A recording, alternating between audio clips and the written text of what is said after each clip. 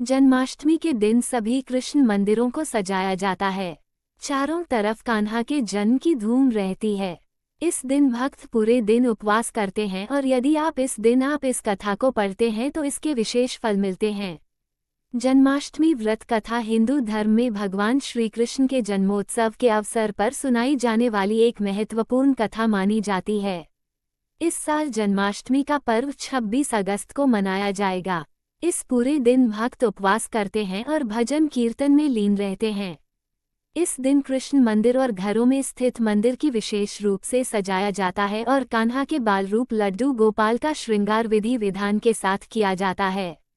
ये दिन कृष्ण भक्तों द्वारा उपवास और प्रार्थना के साथ मनाया जाता है, जिसमें भगवान श्री कृष्ण की बाल लीलाओं और उनके दिव्य चरित्र का स्मरण किया जाता है। जन्माष्टमी के दिन व्रत रखने का महत्व तो है ही, और इस दिन कृष्ण के जन्म की कथा सुनने से भी विशेष लाभ की प्राप्ति होती है। इस दिन यह व्रत कथा सुनने से भक्तों को आध्यात्मिक लाभ मिलता है।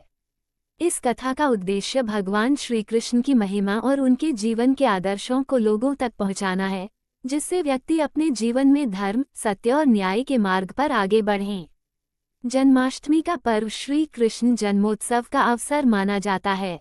भादो मास कृष्ण पक्ष की अष्टमी तिथि के दिन देवकी और वासुदेव ने भगवान श्री कृष्ण को कारावास में जन्म दिया था और इसी दिन इस तिथि को कृष्ण जन्मोत्सव के रूप में मनाया जाने लगा।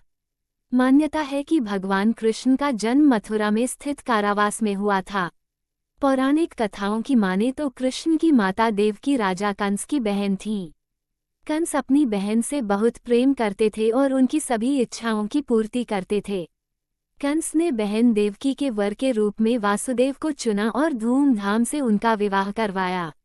विवाह संपन्न होने के बाद जैसे ही वो बहन को विदा करके वासुदेव के साथ उनके घर भेजने लगे, वैसे ही एक आकाशवाणी हुई। उस आकाशवाणी में ये बताया गया कि कंस अपनी जिस लाडली बहन को प्यार से विदा कर रहे हैं, उन्हीं का 8वां पुत्र कंस की मृत्यु का कारण बनेगा। इस आकाशवाणी को सुनकर और स्वयं की मृत्यु के भय से कंस ने देवकी को मारने का निर्णय लिया। उस समय देवकी के पति वासुदेव ने कंस से प्रार्थना की और देवकी को मृत्यु दंड न देने के बदले में उन्होंने यह आश्वासन दिया कि देवकी की कोख से जो भी 8वां पुत्र होगा वो कंस को सौंप देंगे। तभी कंस के मन में यह विचार आया कि ऐसा जरूरी नहीं है कि देवकी की 8वीं संतान ही कंस की मृत्यु का कारण बने, बल्कि कोई भी संतान उनकी मृत्यु का कारण बन सकती है। ऐसे में वासुदेव ने कंस को अपनी सभी संतानों को सौंपने का वादा किया और कहा कि वह अपनी हर एक संतान को जन्म के तुरंत बाद ही कंस को सौंप देंगे। उसी समय कंस ने देवकी और वासुदेव दोनों को कारागार में डाल दिया और उनकी एक एक करके 7 संतानों को देवकी से लेकर मृत्यु दंड दिया। लेकिन जैसे ही देवकी की 8वीं संतान श्री कृष्ण का जन्म हुआ, उस समय कारावास के बाहर मौजूद सभी सैनिक नींद को गोद में चले गए। आधी रात का समय था और बाहर तेज वर्षा हो रही थी। उसी समय वासुदेव ने निर्णय लिया कि वो तुरंत ही कृष्ण को कंस से दूर ले जाएंगे और उन्हें अपने मित्र नंद बाबा का ध्यान आया। वासुदेव ने तुरंत ही कान्हा को एक टोकरी में बैठाया और यमुना नदी को पार करके गोकुल के लिए निकल पड़े। रास्ते में यमुना नदी ने कृष्ण के चरण छूने के लिए अपना उफान बढ़ा दिया और उनके चरणों का स्पर्श करते ही वो ठहर गईं। वासुदेव कृष्ण को लेकर यशोदा और नंद बाबा के घर पहुंचे और कृष्ण को उनकी शरण में सौंप दिया। कृष्ण का लालन पालन गोकुल में ही यशोदा और नंद बाबा ने किया और कृष्ण को यशोदा के पुत्र के रूप में जाना जाने लगा। जन्माष्टमी के दिन व्रत कथा सुनना अत्यंत शुभ और महत्वपूर्ण माना जाता है। ये कथा भगवान श्री कृष्ण के जन्म, उनकी बाल लीलाओं और उनके जीवन के महत्वपूर्ण प्रसंगों का वर्णन करती है।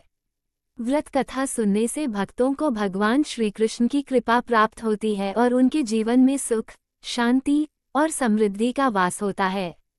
इस व्रत कथा के माध्यम से भक्त भगवान कृष्ण के जीवन से जुड़ी शिक्षाओं को जीवन में उतारने का प्रयास करते हैं, जिससे उन्हें अपने जीवन में आने वाली कठिनाइयों का सामना करने की प्रेरणा मिलती है।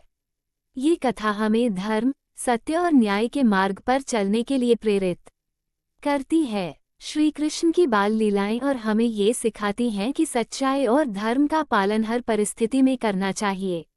इसलिए जन्माष्टमी के दिन व्रत कथा सुनना केवल धार्मिक कार्य नहीं है, बल्कि यह आत्मशुद्धि, आस्था और भगवान के प्रति अटूट विश्वास को और ज्यादा प्रगाढ़ बनाने का एक साधन भी है।